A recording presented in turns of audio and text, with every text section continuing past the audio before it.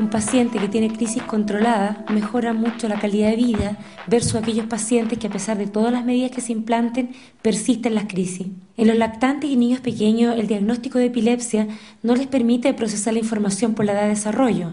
Pueden presentar conductas de irritabilidad, llanto y decaimiento que la mayoría de las veces son secundarias a las drogas.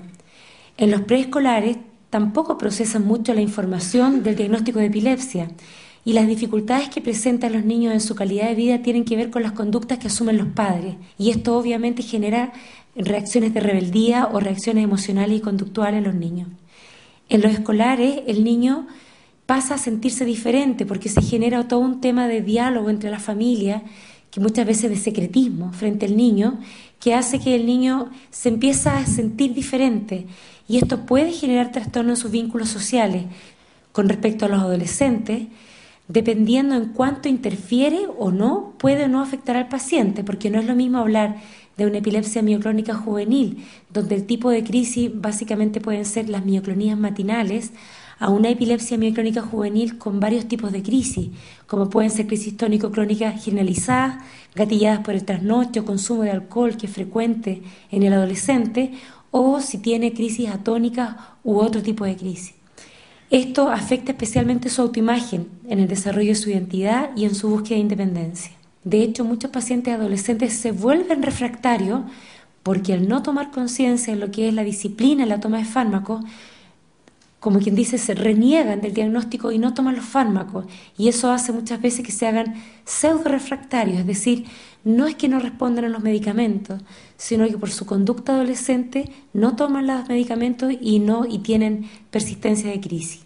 Por lo tanto, cuando se producen los problemas escolares, uno debe insistir en consultar al médico, porque si el fármaco que está utilizando genera sedación o dificultad en rendimiento académico, debe buscarse la alternativa para un medicamento que produzca menos sedación.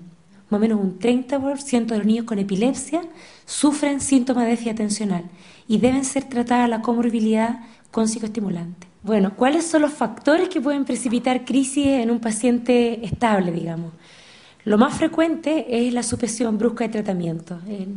Es frecuente que salgan un fin de semana donde los abuelos, salgan a la playa, se quedan los fármacos, o que salgan a pijama party con los amigos, se les olvidó tomar la dosis nocturna, luego la dosis matinal, se desordena un poco el esquema y es frecuente la recaída en esas condiciones. Lo mismo la ingesta de alcohol y drogas. La alteración de sueño, como decía Verónica, es frecuente gatillante. La fiebre, especialmente los lactantes, pero hitos biográficos importantes como puede ser la muerte de un familiar o un estrés emocional brusco o la acumulación del estrés crónico puede sí gatillar crisis en un paciente que está estable. Ahora, a lo largo de la vida, los inputs emocionales se van impactando con mucha más profundidad, digamos, en el adolescente y en el adulto. Pero, sin embargo, también hay niños que un mismo estímulo le puede afectar mucho más que a otro por características individuales.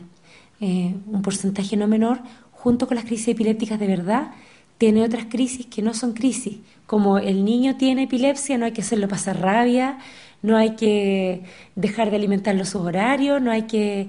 O sea, se genera una burbuja y eso muchas veces genera una sensación de minusvalía del niño y eso hace que él no desarrolle su total potencial. Por otro lado, la permisiva, que es todo lo contrario, como tiene epilepsia puede hacer de todo. Por otro lado, la inconsistente, especialmente cuando papá y mamá no tienen una misma mirada frente al mismo problema. Y la más sana es la protectora, es decir, que si bien no es sobreprotectora, existe un margen de libertad con los cuidados básicos. Y es súper importante sensibilizar a los profesores y dejarlos que los niños se integren a todas las actividades cuando su condición lo permite. Y tampoco hacer que tengan menos exigencia, porque también hay una tendencia que el niño, como tiene epilepsia, hagámosle un programa de educación diferenciada y restricciones innecesarias con lo que tiene que ver con las actividades deportivas y extraprogramáticas. Hay epilepsias, como decía mi colega, que los síndromes epilépticos que uno sabe más o menos que tienen una edad que tiene que ver con madurez cerebral, en que parte la epilepsia y termina la epilepsia. y esa persona cuando termina su tratamiento se sabe que puede hacer una vida absolutamente normal. Sin embargo, hay algunos tipos especiales de epilepsia que no son sindromáticas, que no las pudimos encasillar en estos grupos y que uno sabe que tiene una susceptibilidad mayor de tener recaídas tardías. No siempre es posible determinar en todos los casos.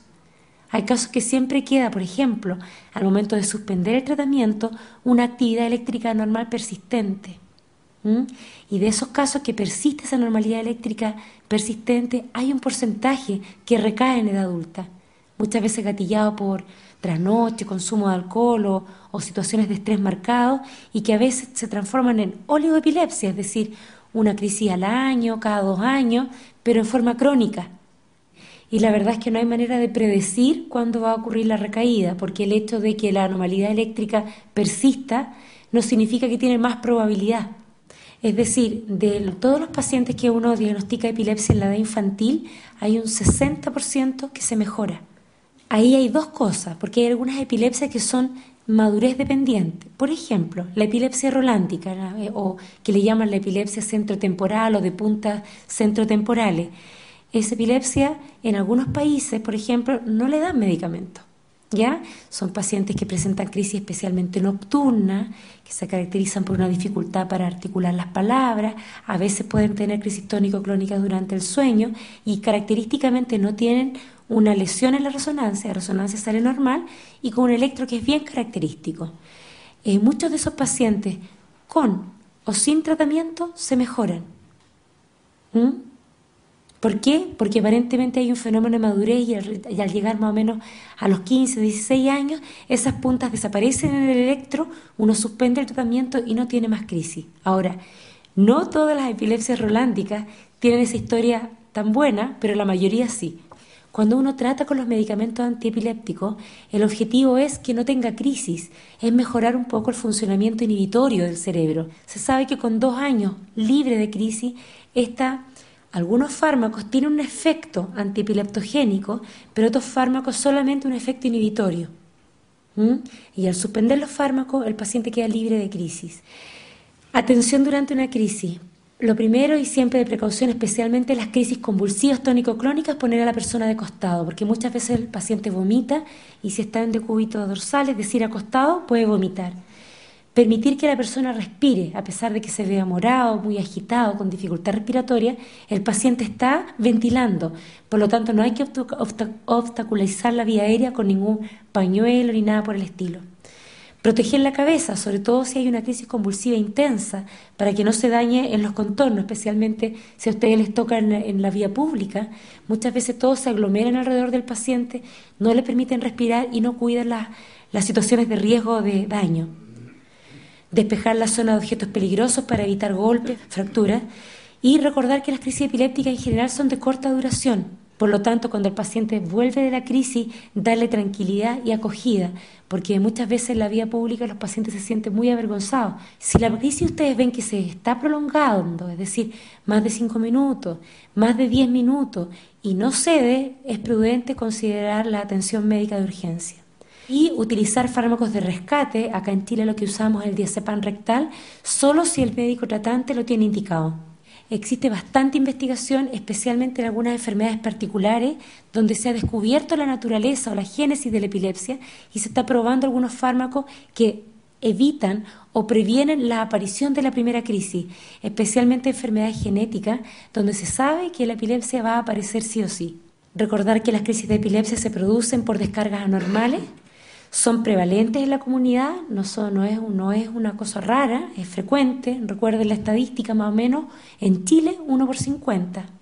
Son prevenibles en algunos casos, los tratamientos en su mayoría son efectivos, no todos, pero en la mayoría, requieren un tratamiento médico y psicosocial. Tampoco significa necesariamente retardo mental, no necesariamente significa riesgo de muerte, porque como les explicó la doctora, hay muchas formas de epilepsia. No es invalidante por lo general, en algunos casos sí. No impide trabajar ni hacer deportes, no impide estudiar y no necesariamente implica problemas emocionales.